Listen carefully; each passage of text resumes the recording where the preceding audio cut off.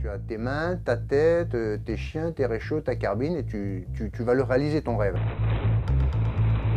Voilà ce qui reste de mon isolation après la tempête du 6 janvier. On ne peut pas réaliser un projet de cette envergure sans une infinie préparation. On peut dire que je n'ai jamais eu froid dans mon sac de couchage. En revanche, le challenge, c'était de sortir du sac de couchage pour aller travailler ou pour me lever ou pour déjeuner, puisque sortir du sac de couchage dans lequel il fait 37-38 degrés, dans la cabane il fait moins 30, moins 40 dans les moments les plus terribles, c'est déjà un choc thermique de quasiment 80 degrés.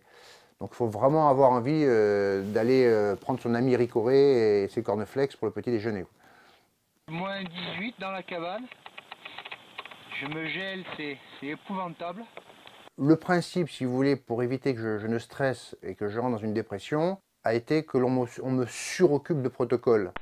Test sur la flexibilité accommodative, en vision de près, fort contraste. Évidemment, le sujet vital, c'est la sécurité. D'abord la sécurité in situ, le bloc opératoire si nécessaire, les moyens de télécommunication, avoir préorganisé toute la chaîne d'évacuation.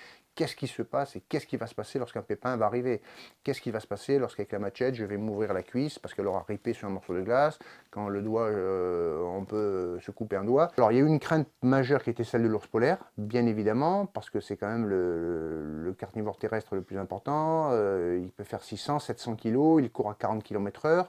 En ce qui me concerne, l'ours polaire est imprévisible, donc il peut passer à 200 mètres de ma cabane et décider de faire de moi son petit déjeuner, comme de passer à 50 et m'ignorer totalement.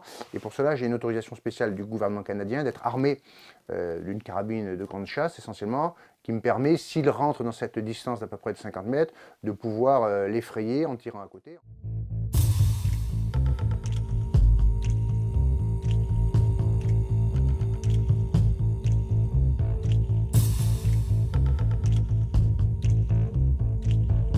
C'est encore une fois une grosse partie de l'anticipation, la clé du succès de telle mission.